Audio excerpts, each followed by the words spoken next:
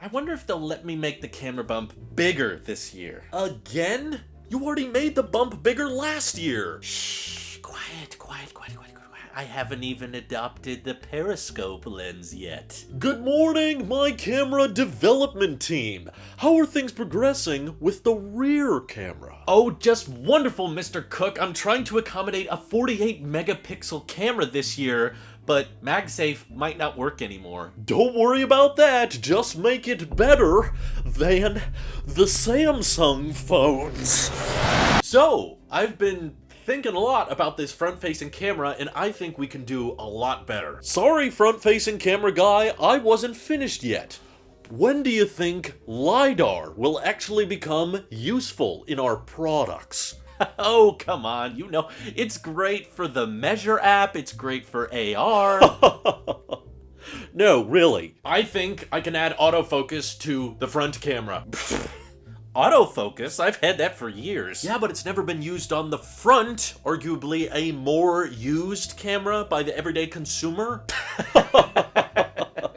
Oh, he's got a point. But the aperture is so bad on the front, there's hardly any focus fields. That's the thing. I think I figured out a way to get an f1.9 aperture instead of f2.2. What is he talking about? Well, we've done better than that on the rear camera. Yeah, with the huge bump. Not to mention I gotta stuff Face ID into my camera sensors. Don't forget, we're so excited that we're gonna add pixels to be around the Face ID sensors this year.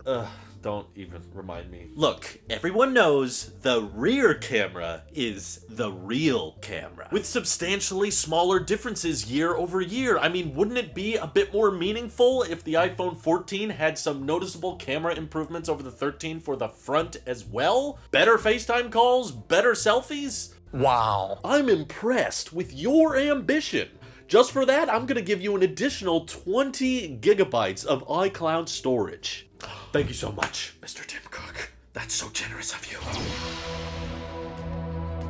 So yeah, Ming-Chi Kuo has heard about that interaction you guys just witnessed, because in his most recent report of iPhone 14 rumors, he's claiming that the entire lineup is actually going to benefit from an updated front camera system. So Kuo has gotten a lot of things right, but, you know, a fair share of things wrong in the past, so you gotta take everything with a grain of salt. But the reason I'm fairly interested in this is because there's been a lot of discussion on why someone should upgrade from the iPhone 13 to the iPhone 14. And I hate to break it to you, but that's probably going to become a common trend as smartphone upgrades get more and more incremental. There's going to be fairly small differences between the two. And as far as the regular iPhone 14 goes, it doesn't sound terribly different from the current iPhone 13. I'm sure they'll have a handful of new color options to choose from, hopefully some that were better than last year's, but Kuo has even said that the regular iPhone 14s are going to be rocking A15 chips, not 16. So they will be better chips, like they're going to be the same A15 in the 13 Pro series, which means better graphics and more RAM on the entry-level models. But aside from that, they're not rumored to get like the telephoto lens, they're not rumored to get LiDAR or anything like that. Probably the exact same camera system on the back. So to find out that the front camera system might be getting autofocus as well as a lower aperture means that you may not feel the desire to switch to the rear camera as often, particularly for vlogs where you're trying to show what's behind you. And you know, they already support cinematic mode on the iPhone 13 series, but having